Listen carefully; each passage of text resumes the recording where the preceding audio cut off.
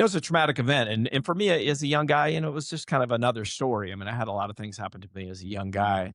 You've had Um, time to process now. Now, I'm going through and talking to a therapist, and, she's like, let's go over your trauma. And I'm like, I don't really think I have any. And then I said, what about like being a murder suspect? She's like, excuse me? Slightly traumatic. Slightly traumatic. Let's walk that back. Yeah, for let's a walk minute. that back.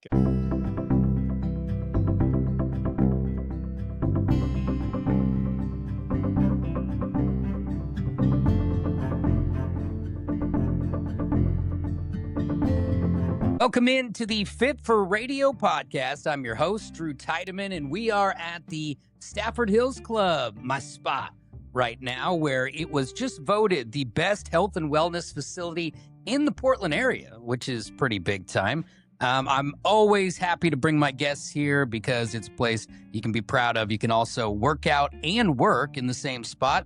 I'm back here in the suites with a bunch of other people who are crushing it, and maybe they were deadlifting enormous weights earlier. Well, right now in studio, a guy who I've been excited to talk about because he has got a crazy story. His name is Anton Robinson. What's up, buddy? What's going on, man?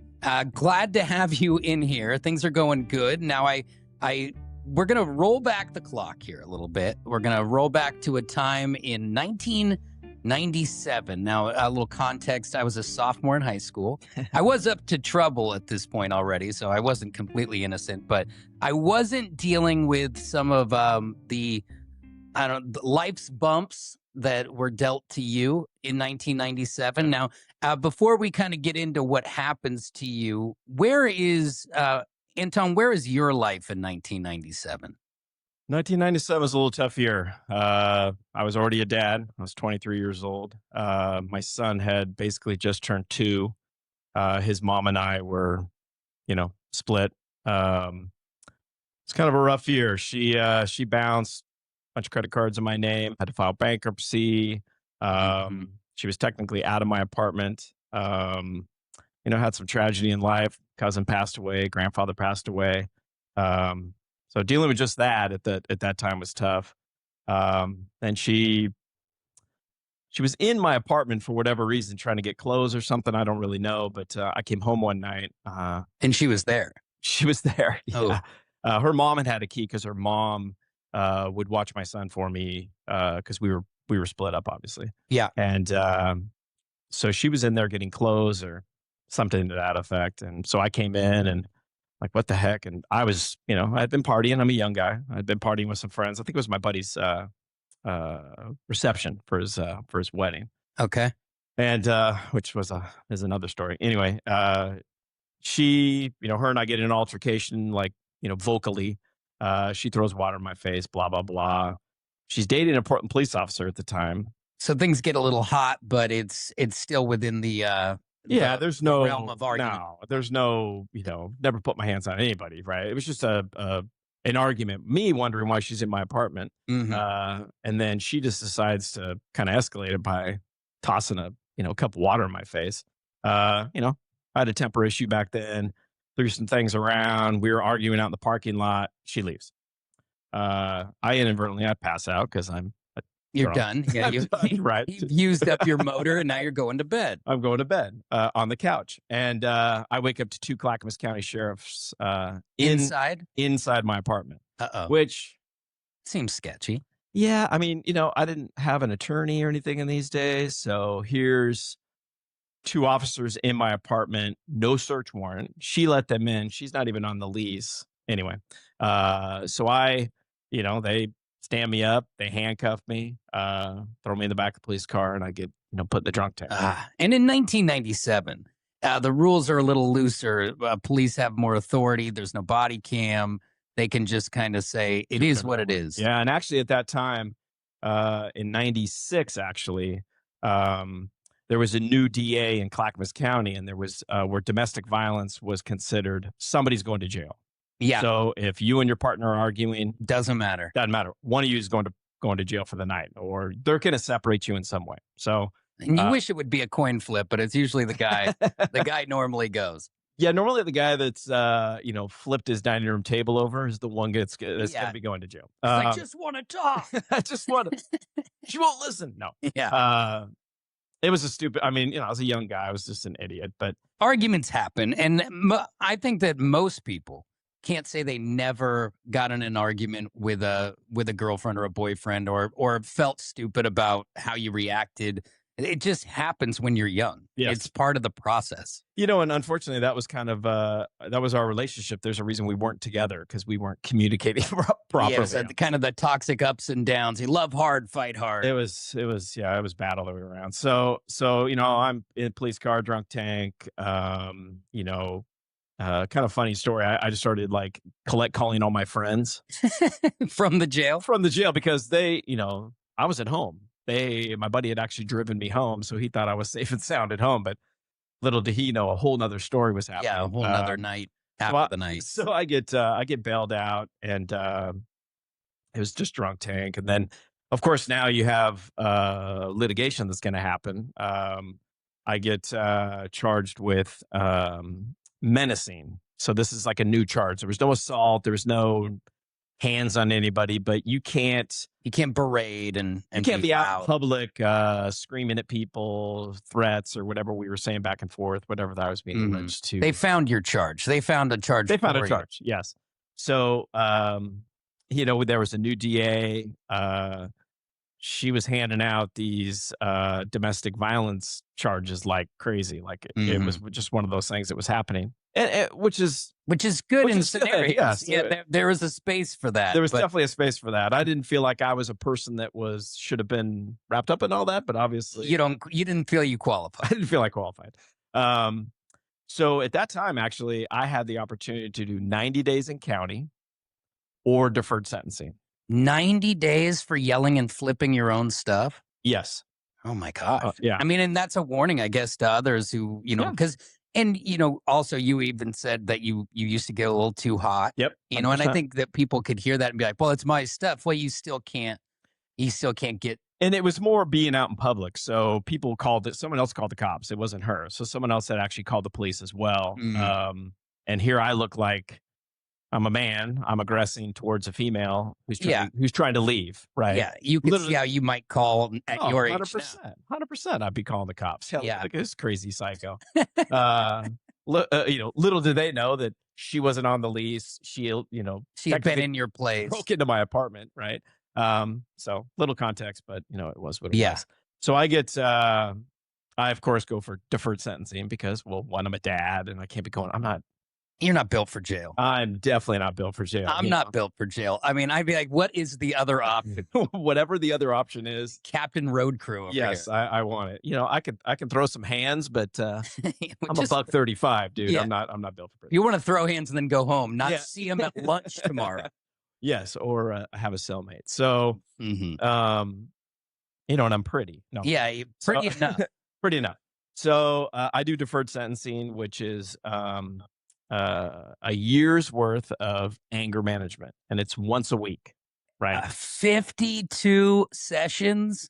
52 sessions of anger management, and you're in a group setting too, right? Wow. So I have to set this up. I have to, there's going to be an orientation, blah blah blah. So just kind of give you a time of how the time this all went down. It was like, call it June was the incident. Now it's, you go like 6 months. It goes on and on. It takes forever. You're like, I'm not even angry anymore. I'm not even angry. I've been managed. My anger's been managed. My anger's gone. I've been seeing a therapist. I had. Yeah. Well, in that amount of time, you could change. I had been just drinking more. But so at this time, now we're talking, it's like, November-ish, right? Okay. November 11th is when kind of everything went down. But November 10th is when I had anger management orientation. So I've been seeing this gal, her and I've been, I've been staying at her place more and more and more, and staying the night at her house that night. I worked at a fiberglass shop, which will come into play here later. But my dad worked there for like 41 years. I'd been working there for probably 6 years. And I was in a department called lamination, which uses a lot of resins. This will come in later. So, okay. So her and I, had to borrow her car. This is kind of guy I was at that time. I had to borrow her to go. Mooching a little bit. What a catch, right? Yeah, The guy exactly. who has to borrow her car to go to They go to anger management. management. Yeah. Nice. Can't wait to introduce you to mom. Right, exactly. So, so I take her car. I go to anger management orientation. I find out it's going to be expensive. It's going to be like $50 a week. It's weekly, right? It's every week. You're a young guy. You don't have a cachet. I had no money. Like literally, I had no money. And I thought, God, 90 days in county, a little ping pong, maybe some fist fights. It didn't sound as bad now. But but here I am, and I'm surrounded by just some pretty angry guys. I mean, their stories are, I blacked out, put my wife in the hospital, don't know how I did it kind of stories. I'm like, wow. Because they're in anger management, a lot of them, because they also committed domestic violence. They literally had domestic violence. They are violent. They are violent. They actually hit somebody, and now they got to figure out how not to keep hitting. Not to keep hitting. Whereas in yours is just, I just don't want to get, well, they don't want me to get mad. Yeah, and I don't. It is a different level, though. There's definitely different levels of it. And this one, these stories were wild in themselves. I mean, that should be a new podcast for you. But there was a lot of stories there with these guys. So anyway, I'm there, I'm doing my thing, and I go home that night to her place and stay the night. Now, I always took my work clothes with me. So which was work clothes consisted of a hat, because I wore the same hat to work because it was going to get covered in, resin and whatnot. Because you're using a roller, and much like painting, you get dots. Gets everywhere. It gets all over your hat. My jeans. So I go to work that day, clock in as normal, blah, blah, blah. Come home go straight to my apartment after work. And as I pull into my apartment, there's homicide tape and cops, and kind of look over, and I'm like, what's going on? I roll my window down. Cop walks over, and I said, what's going on? And there was like, there's a homicide. Oh. I was like, oh, wow, crazy. To be honest with you, the apartment that I lived in at the time didn't seem like that. Didn't seem that far off the realm of possibility. It was definitely on the menu for this place. There's a lot of. So it wasn't, like now you probably live in a neighborhood where if that happened, it would be highly concerning and you would want more details. 100%. I mean, it was. Now it would be. It'd be like, wait, what? What? Yeah. Yeah. There it was like, that makes sense. I mean, there was a lot of fights. There was a lot of homeless people that were breaking into cars, that kind of thing. So, so I park, go up to my apartment door, open it up, and everything I have is gone. Gone? Gone. So I had a rack system. We're talking like 5-disc CD changer. Oh, you had the old school full setup. I went to Tom Peterson. I did it on payments. I almost wore a Tom Peterson shirt today. I'm not joking. His giant head. I almost wore it today. We got haircuts from that guy. We got all kinds of things. So I went and got the Fisher system. I had a turntable, the big speakers. I had no business owning it. Obviously, I had no money. The guy with no cash had the sweetest stereo. Sweetest stereo system. My TV actually left, which is crazy, but he took the remote, which kind of bothered me. It's probably just couldn't get whoever had stolen your stuff. It's just a lot to move a tube TV back in those days. It was big. It was like a 27-inch. And those, I mean, it took a team of dudes to move that thing. But as I kind of went through my apartment, there was just a lot of weird things. Like there was a footprint on my bed, which was creepy, obviously. Like you've been walking on my bed. Well, he came through my bedroom window. Oh, okay. Right. Stole my phone that was in there. I had like a real landline phone. He had taken my phone. My closet doors were open. Clothes were kind of strewn about.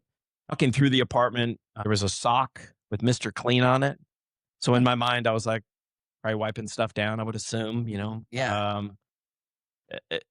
But emptied, like everything was gone. And my first instinct was, when I first walked in, I didn't know I was burglarized, to be honest with you. When I first saw it, like repoed or something. Oh, I thought my kid's mom had taken my stuff. Oh, because you had just she's been in the place. She's been in the place. So in my mind, I'm like, so she's the first person I called, of course. And she's like, I haven't been there. No, why would I take all your stuff? And so what's funny is, it'd be pretty petty. It'd be pretty petty. Every last thing, but it was kind of hurt. Par for the course. Par for the course. So what's crazy is when I walk outside, because now I'm thinking there's cops there, I got to tell them about this burglary. So I walk out and the news crews are there, right? So the news had already been there. had already been on site for this homicide. So I walk out. They get this, me coming out, which will come into play later. And On so, video. on video, yes. So I go grab one of the cops. They're like, you know, that's something else. You got to actually call the cops. I'm like, Like, we're oh. busy. Well, they're dealing with the homicide, Yeah. right? So I call the cops. I sit there for 3 hours waiting for them to show up. They do a little bit of, fingerprint, blah blah blah, and leave. I mean, because they're not going to find the guy. And where you are, I mean, I hate to say this, but everybody knows you get into a seedy neighborhood, they don't take the same time on the investigation that they do in other places. They don't care. I mean, literally, they didn't care. I think he may have taken some inventory of what got taken.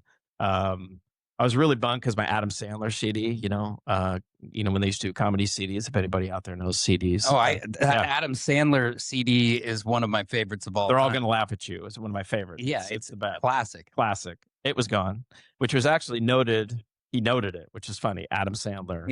It was a big time CD at that time. Didn't take my Snoop Dogg CD, which I was very, very happy for. But yeah, I was completely cleaned out. Now I'm not surprised that they didn't care. Side note, I just got robbed recently.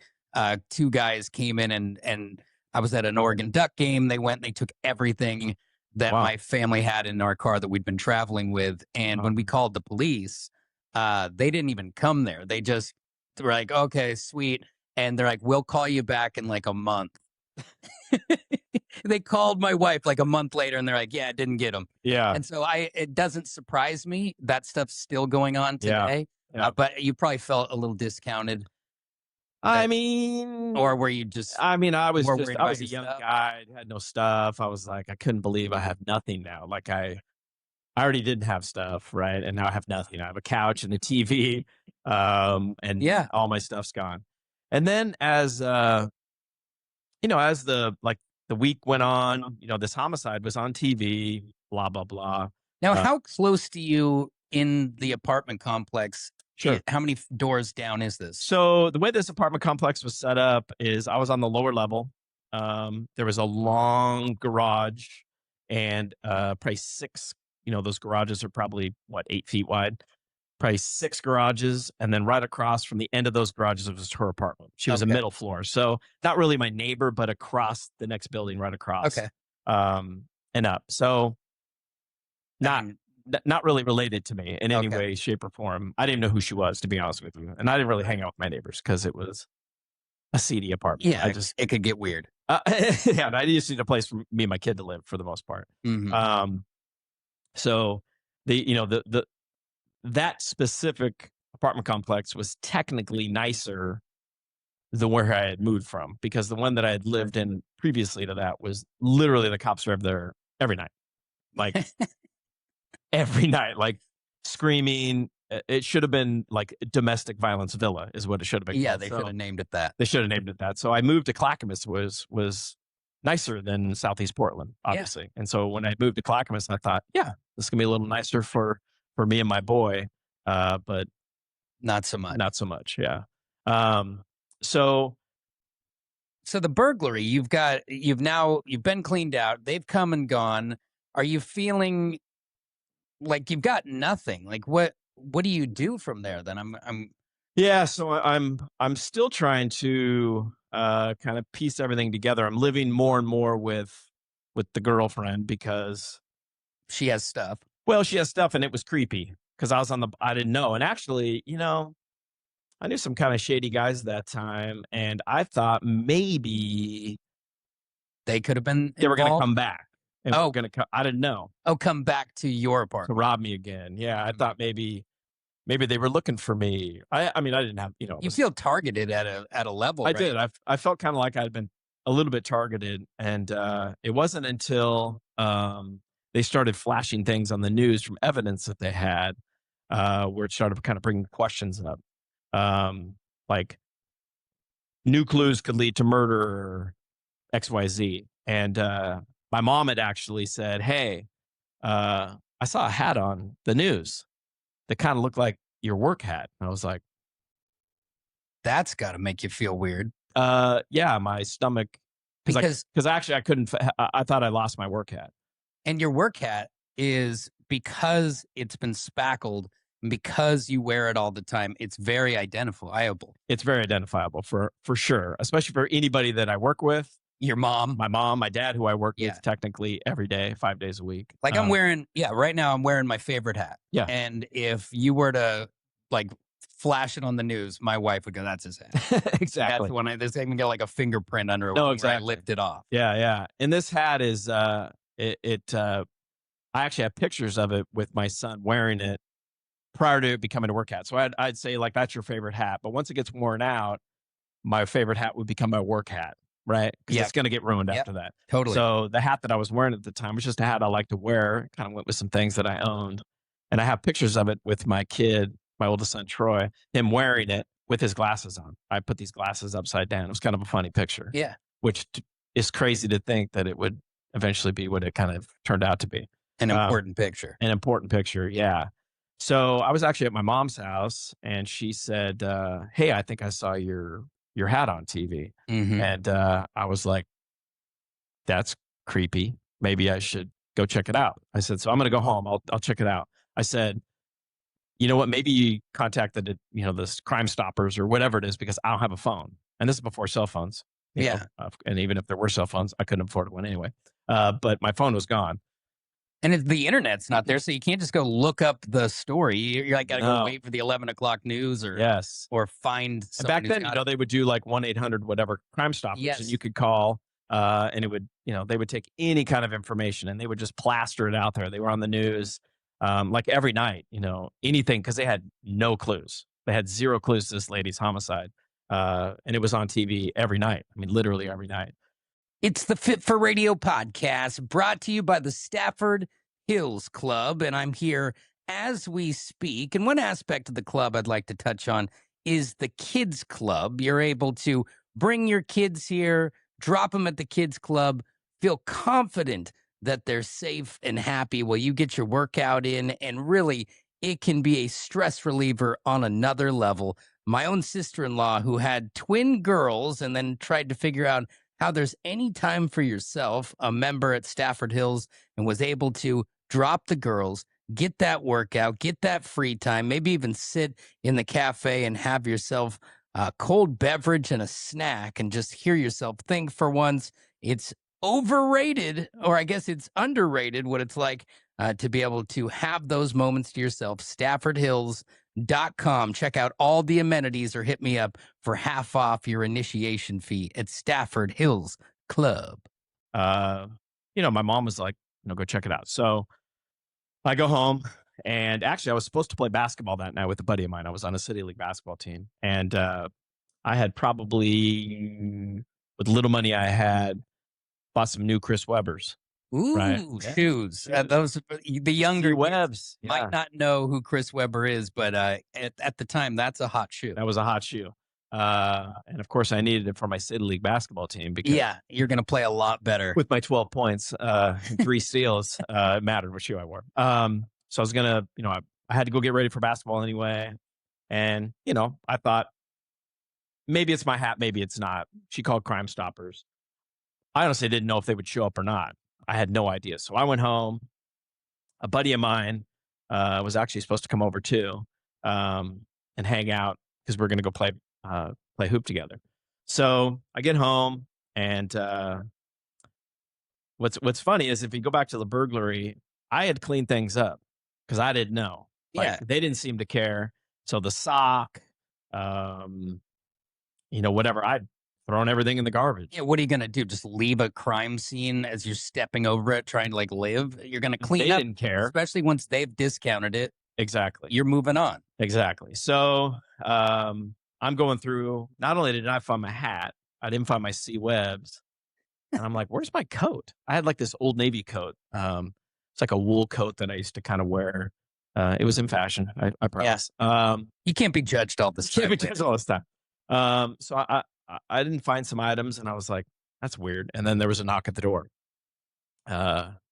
which to this day still kind of gives me, that feeling when the cops come behind you and you don't have your seatbelt on. The heaves. It's just kind of like, oh. Yeah. So because at that time, you're young. I'm not going to put words in your mouth, but you just never know exactly why they're here. And if you Yeah. if you break any rules, you're nervous around them. You're nervous around them. And they're, I didn't look at law enforcement as a positive thing in my life. They had, up to that point, had always, where I grew up in Felony Flats in Southeast Portland, they were always messing with us, from the time I was a skateboarder to the time I was just running around the neighborhood. They were just never positive, unfortunately. It's I'll just be the way it honest. was. Yeah. I respect the police on Oh, another 100%. level, but I will also say that I have always been nervous around them. And even though I don't break the rules like I might have Yeah. when I was younger, and I am a law-abiding citizen, they hold an uncontrollable authority over you Yeah, that they you do. can't be like, wait, hold on, can we discuss that? When they decide, and that's it. And Yeah. so, as just like a standard issue human being, that's scary to me. And so I get nervous to this day if they were to walk up to the door right here and knock on our studio, Yeah. I would panic. Yeah. And I've done nothing wrong. Yes. So- It's just the way it is, Mhm. So I opened the door. It's two homicide detectives. Obviously, they flash badged, told me who they were. Said that my mom had called about, possibly seeing some evidence on TV. I said, yeah, sure. Come on in. They came in. We sat down. They pull out a manila folder. And in this manila folder is a picture of my sea webs, my Old Navy jacket, and my hat, and some other items. Mhm. And I just, What did that do? I honestly thought, I just thought to myself, it can't get any worse. Like, this has been the craziest year of my life, and I just couldn't believe it, to be honest with you. I mean, it made me sick to my stomach. And of course, I said, yeah, that's my stuff. And they immediately pull out notepads and, Get into it. let's get into it. Like, you got some explaining to do, right? Yeah. So, where were you the night of? Where were you the day of? Blah, blah, blah. So I had to start, obviously, my story off with, well, I was at anger management This is not a fair jump off spot. orientation. Oh, interesting. Yeah. So do you have a history of violence? And, Mhm. those kind of questions. Well, yeah, tell us all about that, right? Well, it's a domestic dispute. Now, granted, I have no idea what happened, right? All I know is what the news shows is that there was a homicide. Something has happened. There's tape. It's not good. And It's now not people good. are knocking and asking questions. Exactly. So I explained to them what had happened, right? The incident with their mom, with my son's mom, the charges, all the things that had happened that night with her. And they're like, oh, interesting, and then, what do you do for work? And I told them what I did for work. I work for a fiberglass shop, and, what's on this hat? And I explained to them what was on the hat. It's, different kinds of resins Mhm. and whatnot. And, they're kind of showing me the evidence that they want to show me. Yeah, they're not going right? to show you anything they don't Anything want else. Your shoes, this and that. I said, what's funny is the shoes I just found out tonight, because I'm actually going to go play basketball, and I don't have any shoes, trying to make jokes. to. No laughing. There's no joking, right? You're not funny. I'm definitely not funny at this moment, because I'm terrified, to be honest with you, because single thing I'm saying, like, I'm kind of a time guy, which is a weird thing to say, but I don't know if it's just, I always recognize, like, time. If I see a clock, I recognize the time. And so I knew, like, specific times, like, because I'm always gauging, like, now I know it's ADHD, but the times I need to leave and how much time it's going to take to get there. And I'm, now you have Apple Maps. You can go, like, okay, I can leave at exactly 5:23 and I'll get there at 6. Not in whatever. 1997. Not 1997. So I just, I was like, well, it was like, 4:08 when I left the house. So, the specific times. Oh, so they're like, they believe that you've overthought your explanation. They're definitely making you feel like, I mean, like, that's where I feel like. oh, it is. 100%. Right. And they ask you, like, if you were going to strangle somebody, would you use rope or pantyhose? Something like to that effect. I'm like, How do you even respond? I mean, because quite frankly, I'd be like, that's an inappropriate question. If I've done nothing wrong, like, I don't even know. I'm not giving you an answer. yeah, I mean, that was kind of the tone of the conversation, which was funny because they asked the same questions 80 different times. And I answered the same question kind of the same way, right? So essentially, we get done with this interview. It probably takes about, I don't know, 2 hours. And what's funny is my buddy showed up in the middle of it To go to City League? to go to City League. He knocked on the door, and they're like, "Who's that?" I said, "Oh, it's my friend. He's going to, going to play basketball." Blah blah blah. And he comes in, and they actually interviewed him. I didn't know that, but they interviewed him as well. But they talked to him for like 2 seconds, and now I'm free to go, obviously, but I can't leave the county or the state or anything like that. We're gonna question you more, obviously, because they've linked the two apartments. So now they're not. They've asked you not to like go on a vacation or no vacations. I mean, I couldn't afford one anyway. But yeah, but they don't know that. my Cancun trip was now exactly. spoiled. But now they've linked the two. Now they have evidence that links my apartment with an apartment that a homicide has happened. And is that there's a homicide? Did they give you any idea who the victim is at this point? Or Well, we all knew that. So you knew I knew it was a woman, of course. And you knew which apartment. So and I knew which apartment. Actually, you know what's funny is I didn't. It's crazy in that time that I didn't explore it. I just I wanted to cooperate, obviously, because I didn't do anything wrong. So I felt like if I cooperate, that's probably the best way to go at it. And so I didn't actually have a clear picture of exactly the apartment that it was at until a lot of the news came out and this and that, and then they started showing the building and whatnot. But now they've linked the two. Now my apartment is covered in fingerprint dust, like from ceiling to floor, wall to wall. Every aspect of that apartment is covered in fingerprint dust. So you've learned now what the difference between a fingerprinting of something they would like to have solved and one they don't care about. One they don't care about. Yeah, which it's funny that you immediately picked up on that detail, because when I was, back then I was like, this is crazy. I was burglarized. If you guys would have investigated it, you may have found it out quicker. It could be done. So what's crazy about it is the screen door that I say he, because, I know now, but the person that had burglarized me pulled off, they slid it underneath my couch, right?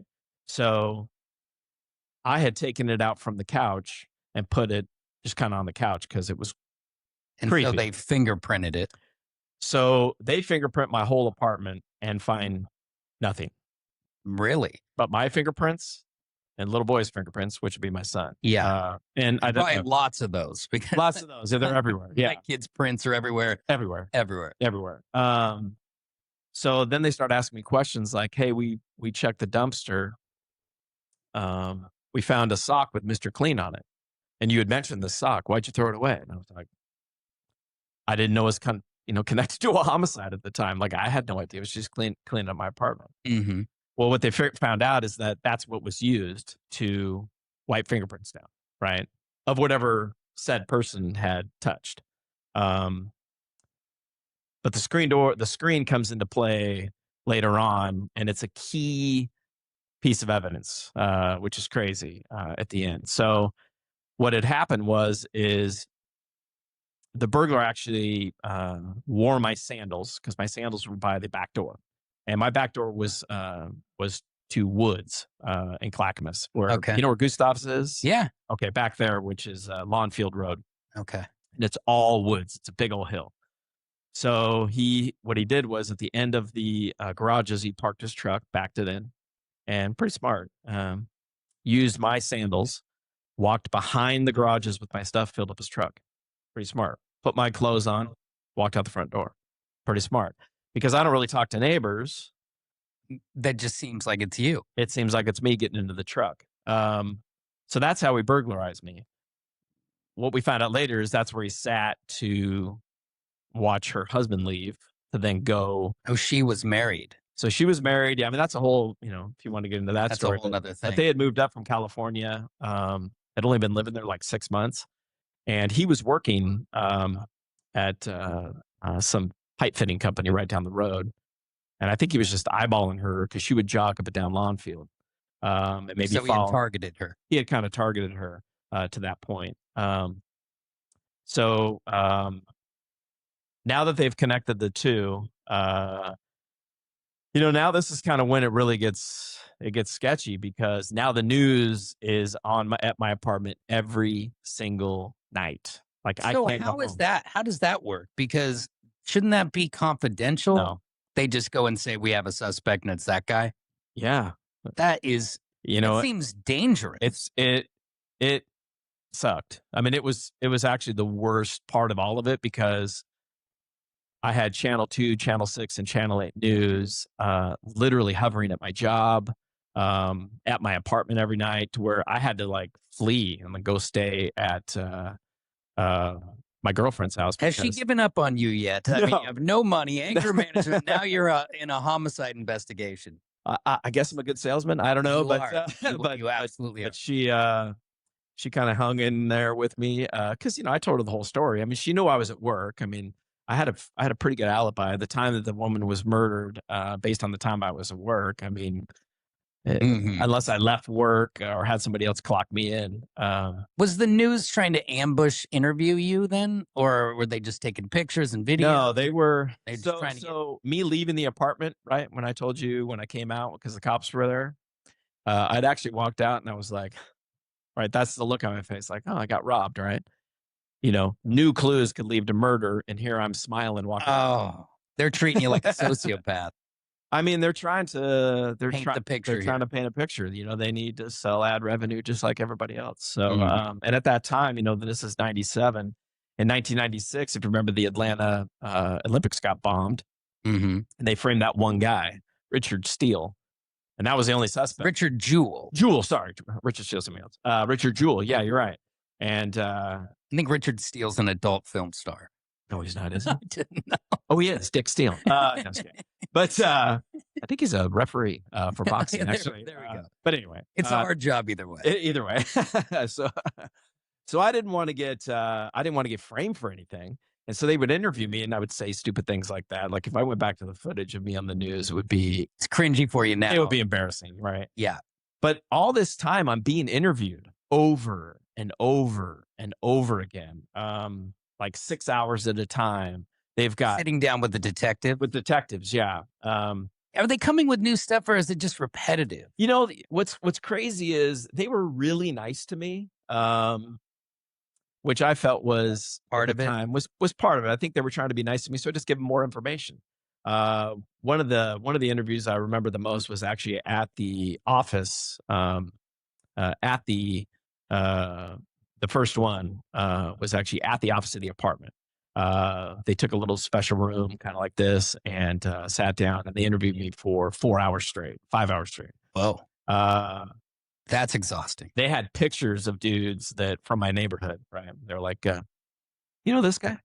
I'm like, yeah. How you know him? It's the guy from the neighborhood. You know this guy? Yeah. How you know him? Oh, him and I used to hang out. You know this guy? Really? Well, I think they had no evidence. They're just trying to find They're trying to something. find anything, like somebody that would try to, had it out for me, or I think they're just, they were just trying to figure it out themselves. See if there is a third party involved. Because like even you said, you knew some characters who, might be the type of person who you would want to check their pockets on the way out of your party. Yeah. You never know. Now there's a real big gap between someone who's willing to five-finger discounts from you and someone who's going to hurt somebody on that level. Yeah, and what's crazy is at that same time, a guy that was actually a good friend of mine was actually the Woodstock rapist, which is a whole nother story for you if you ever want it. You know how to pick them. Well, yeah, and I don't know if there was evidence connect, because they had shown me a picture of all my friends at my 20th birthday party, and he was in that picture. Mm-hmm. So I didn't know at the time because I didn't know about him being that guy, if that was already started. We had no idea. Yeah. We start thinking about stuff like that later down the road, but when they're asking you those questions. So they go through all those questions. And at that time, this was right before the news, kind of backpedal a little bit here. But when I came out, they're like, hey, you're going to need to stay somewhere else. And I go, why is that? And we look out the door, and it's every news organizations with the satellite up. And yeah, so they actually drove me to my parents' house that night. And I actually stayed at my parents' house. And how are your parents? How are they dealing with this? Because I know for a fact that mine would be concerned. Yours would definitely be concerned. Mine were concerned, of course. My dad's always, my dad's Vietnam era guy. He tours a Vietnam guy, Marine. He was like, stop talking. Don't help him at all. Protect ourselves. Protect yourselves, And I was like, what's that going to do? Like, Because you don't want to look like you're hiding things. So you're probably being forthcoming because when you're like, well, I don't, I take the fifth or whatever. Whatever it is, whatever you do, you look guilty anyway. And there's like literally no witnesses. So there's no anything, there's nothing. And so I didn't want to be the guy that, was hurting the investigation. And I wanted to help out. I wanted to do because I knew I was innocent. So you're trying to do the right thing. You just don't want to get framed for it. So interview after interview after interview, they get to the point where they're really asking me for more. Like, hey, we need some samples of hair. Oh, they want to test you all up and down now. Yes, you're talking. They want it all. Penthouse hair on top of your head, and then they want your pubic hair too. They want because the long and straight of it. Now the curly. Now they know that. Now that I know, more happened than just a murder. This makes sense. This makes sense now. Yeah. So they're ripping hairs out, which honestly, where's DNA at this point? Like, how far along are we? DNA is out. It's DNA helps, but it sounds like back then it took a little bit longer to get those to connect, but they definitely had a database. And they could definitely use it, but it wasn't something that was like now where it's like instantaneous. Yeah. Then it was a little more, took a little longer. And you had to have the person associated. You couldn't, like, now we can take DNA and I can find out who your grandma is. 100%. There's other markers that you can back. Well, it's a relative of X, Y, and Z. I don't feel like they were doing that in 97. Yeah. If let's just say if it was just like you just decided today, you said, you know what, I'm going to go kill somebody and wipe everything down. You would have probably got away with it then. If you were a known criminal, well, they probably had your DNA in some kind of database. And that's how you'd get busted. So the only single fingerprint they found was on that screen. They found a palm print. Like when you grab it. They screwed up. He screwed up. The only thing he didn't wipe down was that screen. He took the screen, slid it underneath. Forgot about it. And that palm print connected the person that burglarized me to her apartment. That was the only thing that it's wild. It's wild. Yeah. And to think also that this person went to all of that trouble. And I mean, this is quite a little cloak and dagger thing that they did. And they could have they would have gotten away with it if they had just worn gloves. If he would have wiped down, that screen, it's over. Because what had happened was, I mean, I was the only suspect, right? Mm-hmm. There was multiple things going on at that apartment complex that night as well that I later found out. There were some car burglaries happening. There was a lot of commotion. Probably why the guy did it when he did it, the person that did it, because of that commotion. There was a lot happening. People are distracted. People are very distracted. It's early morning, so cars are leaving. People are getting up. A lot of things are happening. But, for me, we're talking, this was like an 8-month ordeal of probably, I want to say anywhere from 5 to 10 different interviews. Everybody that I knew, girlfriend included, who was a school teacher, by the way, homicide detective showed up to her place of business to ask her about me and my. Oh, he showed up to the school. Showed up to the school. Yes. Oh, that's very kind. Yes. You're already on the ropes with this girl. Yeah. Now you're at the school to ask questions about, I mean, now that we know she was sexually assaulted, essayed, now those questions are being asked of her, my kid's mom, all of them are being interviewed. And, the crazy thing is, after, my son's mom was interviewed, who's, Back then she was, You can imagine what she was saying about you. no, what she said was, and she told me what she said, and it wasn't until recently that I actually saw it in print. She told them, they asked her if I had the capabilities of harming or killing someone. And she said, no, he definitely doesn't have, the capability to do that. But if he was going to kill anybody, it would be me. Ha ha ha. Oh, Like, hilarious. Eric, what, could you just not? could you just not I mean, ever say that? Like, yeah. ever say that? Oh, Yeah. it's brutal. The Fit for Radio podcast is brought to you by the Stafford Hills Club. You have to check this place out. If you're anywhere in the area, it's worth a look. Not only do they have that saltwater pool, they also have all the amenities you could possibly imagine. But come springtime, it's going to be the spot for you to meet new friends and just to gather with the ones you've already got. It's so nice to be out by that pool. They've got the grill going, and then right inside, you got a place to relax by the fire and the whole deal right here at Stafford Hills. And if you're a tennis player, how about being able to play year round? There's a reason why this is called the Health and Wellness Facility of the Year in the Portland area. Check it out, staffordhills.com, or send me a direct message for your half-off initiation at the Stafford Hills Club. I wanted to ask you, this is a long time that they're continuing to come back to you, and they're sitting down. I mean, these interviews were sitting down for 3, 4, 5, 6 hours at a time, which is insanity. For me, the way that my mind would start to work is I would start to accidentally pull out worst possible outcomes. And especially in like the early morning hours when you wake up and the anxiety of that this is just kind of lingering over the top of you. Did you ever think that this could be that one day they might just come for you? Yeah. I mean, honestly, I mean, that wasn't the only thing going on in my life. I mean, you have to remember, I was also anger management every week. So I was dealing with all of that, being interviewed, being shown pictures, being drugged through the mud, the news, always.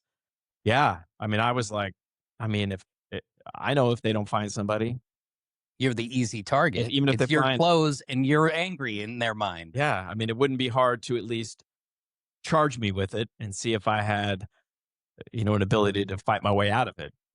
Who knows? Maybe somebody clocked me in that day. Maybe they can convince, a DA to convict me because, it looks like he's, hasn't clocked in multiple times. Because there's Right. always the fear that the pressure that's on the DA and on the police department to close the deal and to get us a conviction. And I think that, obviously they would prefer to get the right criminal, but there is pressure that continues. And that news presence that doesn't seem to let off the gas just makes that more pressure. And I think the OJ stuff kind of started all that.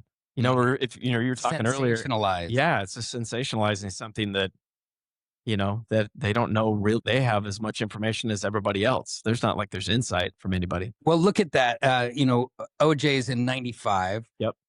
This is going down to 97. If you think about 1998 and 1999, which are Thurston High School shooting and Columbine, what do the news do? They go and they camp out, and it becomes everybody's in it, and who's gonna, and late breaking news becomes like a drug that everybody's consuming. And now we still don't have the internet, but we have is local news that's doing it for us. And that's how we're kind of feeding off of it early on. And you're a victim of that. Yeah. I mean, it's crazy because of all those interviews and all that. And then, once they connect the two, and once they, even though once they connected the two, they still didn't have, I think that DNA took a long time. I think it took them a long time to figure it out. But I'll tell you, the DNA aspect doesn't come into play until this guy, when you're a serial. Yeah. Because you find out that he's more than just a one and done. He's not a breaking in guy. He's known as the 205 rapist. So he is an absolute devil. Yeah. He actually committed another crime in Vancouver. But at this time, she was there with her boyfriend. Her boyfriend was there, and there's some DNA from fingernails from her scratch from that fight that connected the palm print. That's when that DNA was connected. It's not immediate. It's not, and we're talking, 8 to 9 months later to find out that they finally had a name. Once they got that name out there, trying to find this guy was not easy either. I mean, No. these guys who do these kinds of things and come to find out that he had committed like 15. Wow. Which for me it was like, man, if I hadn't committed some stupid menacing charge, I would have been home that night. I would have had a chest on a foot on my chest from this guy stepping in my because apartment. he's coming in. He's coming in. He's coming in one way or another, and then you're going to have to fight a lunatic. Yeah. And he was a very aggressive person because, later on I learned, it's funny that the detectives that were, once they kind of buttoned everything up and knew who they had, and I had to do a grand jury testimony, obviously, anonymously. I didn't want this guy to know who I was. You didn't want to be a part of that. I didn't want to be a part of it. But the detectives, actually, I asked them, did you guys think I did it? And it was a male and a female detective. And she said, I thought you did. She actually thought. Did you joke with her at that point? Like, yeah. I mean, I said, I get it. I mean, if you have no evidence, and you guys are seeing what you see, you guys get to see all the good stuff. I don't get to see the good stuff. But this guy was going around the night before, grabbing door handles. I don't know if he was like, I'll never know. But I don't know if he was just like, some of these guys are like, they have to do it. Like tonight's the night. Tonight's the night. Like the Ted Bundys of the world. If you've seen any of his story, they can't control themselves. They can't control themselves. And I think he was grabbing door handles, looking for anything to kind of break in. And I was gone all the time. If he was casing that place, which your lights off all the time, my lights off all the time. If he watched me leave once, I also had a female, right, that was coming in and out. So, which piques his interest. Which piques his interest as well. But I think he was focused on her for sure. Because I recently got all the case files. That's interesting. I recently going through, it was a traumatic event. And for me as a young guy, it was just kind of another story. I mean, I had a lot of things happen to me as a young guy. You've had time to process now. Now, I'm going through and talking to a therapist and, she's like, let's go over your trauma. And I'm like, I don't really think I have any. And then I said, what about like being a murder suspect? She's like, excuse me? Slightly traumatic. Slightly traumatic. Let's walk that back. Yeah, let's walk that back. I decided to get it and kind of really read into, the overall aspect of it. And it's crazy the amount of handwritten, like very, very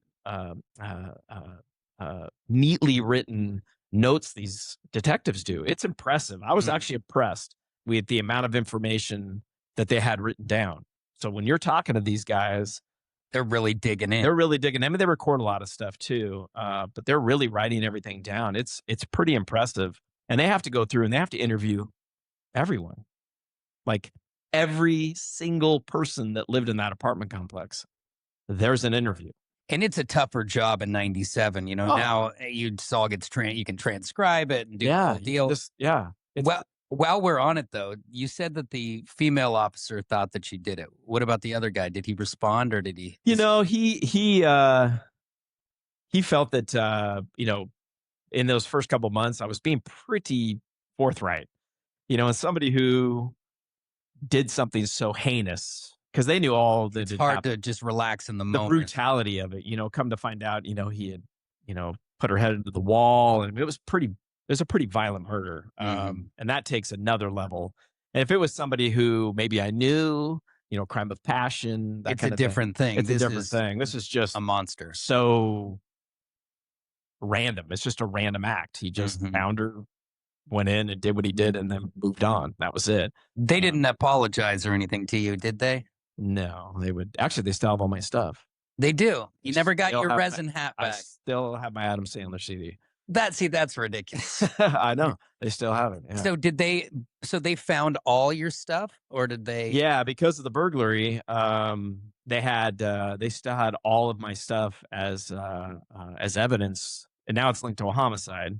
So I think that's why you don't get it back. Maybe it's for If there's ever some sort of an appeal or something like that. even though that feels exhausted at this point, I really don't want it back. You it's been touched by when this a guy. guy takes my stuff, I don't think I really want it back. Yeah. Wearing that wool coat around. I'm okay. Yeah. The sea webs, maybe. No. Yeah, I mean, if you get back in the City League game, I think a pair of sea webs are widely respected.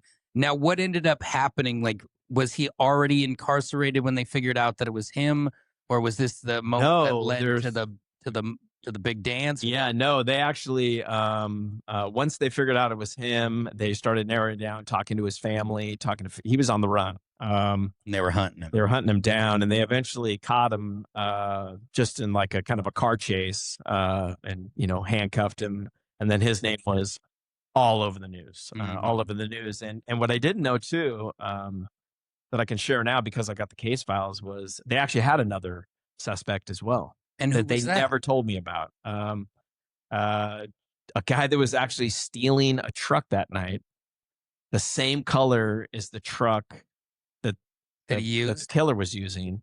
And so they just said a witness had said, hey, it's a Cal Spas, which if anybody knows Cal Spas, it's a Cal Spas maintenance truck. He was just stealing the truck.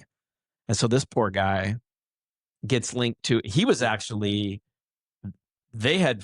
fled to Texas because he was terrified as well, even though he didn't do anything, but he was like a known criminal. But he's more in trouble even than you, because it's like, oh, you stole the make and model of the vehicle that's used at the crime here. Similar, yeah. So it kind of seems like you steal the truck, then you break into the place, and like that could easily be a part of the whole 100%. process. Yeah. And then they don't even, of course they don't tell me because I'm blabbering. Yeah. I'm telling them everything. And you're on a need to know basis. But for almost 30 years of my life here, I'm thinking like I'm their only suspect. It's like, maybe I could have helped out more if you would have told me who this guy was. I don't know. But yeah, that guy, reading his interviews, man, he was a down and out criminal. Like he was breaking into cars constantly there. Reading other witnesses take of that apartment complex was at 10 o'clock is when all the fun happens. That's when all the homeless. So, that's when they all come out of the wall. Just the thought that 5:30 in the morning, this guy's breaking into a truck, stealing it at the same time that a brutal murder is happening. It's even crazier. And it speaks to your neighborhood too, because honestly, like I did morning radio for a very long time. And so I always drive in the morning. And quite honestly, at 5 in the morning, the police aren't even really out because in this area, because the crime's done. Everybody's going to work now. You can't just get behind a car and pull it over at 5 in the morning because 85-90% of us are going to work. Yeah. And so it's a bold move, but it's also for a absolute loon ball. Yeah. It's probably the plan is, 3 in the morning, you're sketchy. Yes. 5 in the morning, you could just be going to work. You could be you got an errand to run. Yeah. And for him to wear my clothes now as a person who is smart, like you're just going to walk. No one's going to notice you walking out my front door and not in your truck and just sitting there and just waiting. So I've gone back to the apartment complex. The first time I've been back in almost 30 years. Was that weird? Yeah. And I took some pictures of the parking spot and looked directly to her apartment thinking, man, this dude just sat here, just waiting as all the commotion's going on. He may have saw that dude breaking into the truck. Just probably. Who knows, right? Yeah. It's crazy. Yeah. It was a crazy, crazy time in my life that lasted almost a year. Once it's all said and done, because obviously, there's a small story too. The apartment complex wouldn't let me out of my lease. That should be breakable. So Dan Tilkin, shout out to Dan Tilkin from whatever news organization he's with. He was kind of like an advocate for me.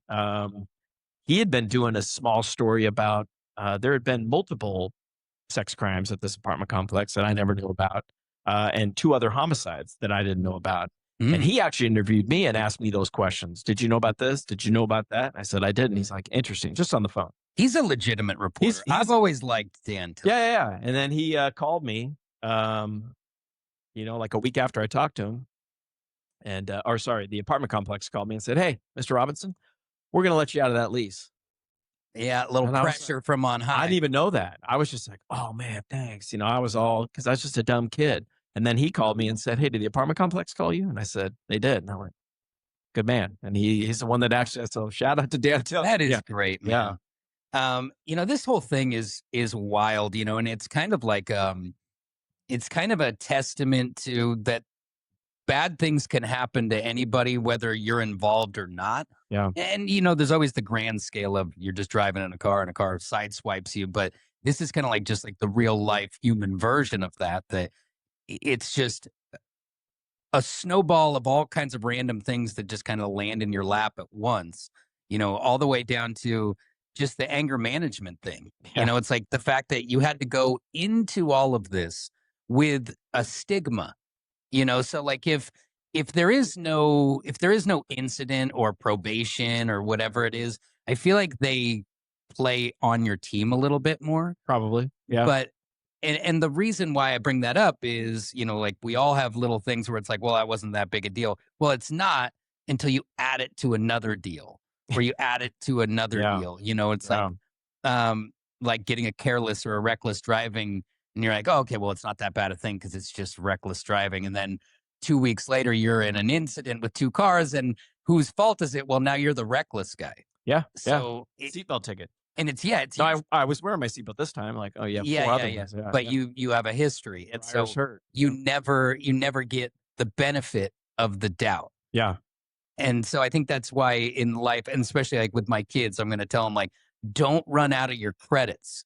Like, you get a certain amount of grace, and, obviously different people get more grace than others, and it's not fair, but you need to maintain a few of those get out of jail free cards. Yes. Because if they start to run dry, they'll start interviewing you for 6 hours at a time. Yes, they will. And I always, I tell the story to a lot of different people, and they just like, they're shocked that, because they meet me and I'm a sales manager. You're very normal. Yeah, I'm a very normal guy, and it doesn't usually happen to, I guess, normal people, but random people. Like most people don't have a friend that was a former murder suspect. Normally that's something they have. But, I do the same thing with my kids. Like, you just never know. That's why you got to mind your P's and Q's, pay attention, just make sure that you're trying to do the right things and just be honest. I could have taken the path of, I'm not going to say anything.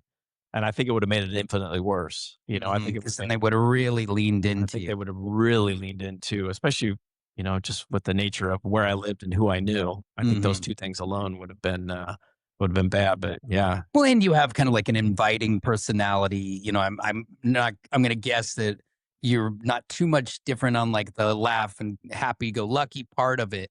Like you might not have cared about your bank account or responsibility, sure, those things, but they were able to probably see a personality that isn't reflective of a serial killer or a rapist or whatever it is, because it takes a certain type of person. Now, there is the anomaly there where like the Ted Bundy who can turn it on and turn it off, but it really, that's the rare case. Very rare case. Normally the creep is the quiet one or the reserved one, or I feel like the more you talk, the safer I am with people. Sure. And the quieter they are, I wonder what's stewing. And I am a big mouth, and in the saddest of ways, just because life is life and situations, I've talked to homicide detectives. I've never been a suspect. I've been a character witness. I've been a witness. I've been associated to situations, but it's almost immediately you're painted into a corner, even when you're not the guy. Yeah. And you can feel like there's this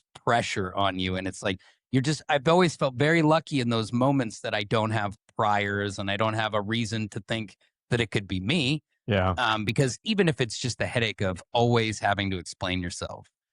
Yeah. I have, it's funny in that picture of all my friends on my 20th birthday. One was known as the Woodstock rapist. He raped 2 girls at gunpoint, still in prison. And my friend, my other friend, his dad, and they've done podcasts about this, hired a hitman to kill his stepmom, who turned the tables and killed the hitman. Oh my gosh. Susan. Yeah, that's, I mean, that's already been like well documented. It was all over the news. That's So wild. out of 6 friends, 50% of us were part of some kind of a homicide, some kind of those crazy stories. Yeah. Well, and it goes back to like what my mom or your mom or anyone used to say, and it's like, well, you don't want to surround yourself with a certain type of people because that's what'll happen. Bad things happen when you're with bad people, Yeah. and they Yeah, do. they do. Yeah. I mean, if you're not reading the signs, Mhm. you learn later on in life, like, the guy that's getting 5 DUIs, you probably shouldn't hang out with him. It Yeah. wasn't until, that I got into the car business that I started meeting people that weren't of that vein, Yeah. that weren't like that. Cause where I grew up, that's just the way everybody was. They all just Mhm. had some kind of an idiotic thing they were going to do. It's just the way that it was. And there was like the one guy that wasn't, but there was going to be 10 that did. Yeah. And, And I remember those places. You go to those apartments, and I'm kind of in my mind, it kind of looks like your apartment complex there, where you go to a place that you shouldn't be, but I would yeah, go and you're hanging out and your mind is telling you, hey, you should get out of here.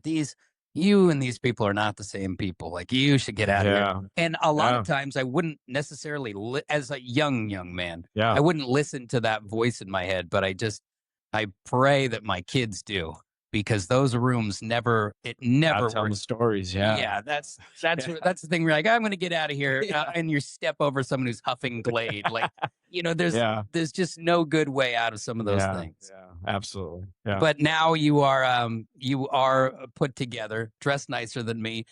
You actually you've sold my wife a car. You've sold my dad a car. You are a Yes. good salesman, I try. Yeah. and I'm so glad that they did not take away your freedom or put you through Yes. these things because Yes. I've seen people who've been put in jail and then they come out and things are just different. Yeah. It's crazy. My life it infinitely got, it got better after that, to be honest with you. I slowly, started hanging out with the right people, got into the car business, started making money, And it changes everything. met my wife, had kids, and yeah. That's Yeah. awesome. Yeah. Now, the last question I'll ask about the case is the guy who was convicted of this crime. What happened to him in the end? So, in the end, he was convicted of multiple rapes. Did he get life? He got life in prison. I've tried to find information on him, but it's hard. Like the news wasn't like it was, like it is now, where you can find something on everybody. But I'm still working at it. I've got my own little thing that I'm working on. So, and I want to check that out. And when you do get your own, whether it's a podcast or documentary or Yeah. whatever, we'd love to have you back on Okay, and cool. to discuss it and Absolutely. where people can find it because it's a really interesting story. And I'm so glad that you no longer live in a complex like that and we don't have to worry about you. Yeah. And thank No you so worries. much for coming in Thanks, man. and hanging out with me today here at the Stafford Hills Club, where I do all of these shows. So check it out, staffordhills.com. And Anton, thank you, brother. Have a great Of course, day. man. Like and subscribe. Let's go. That's right.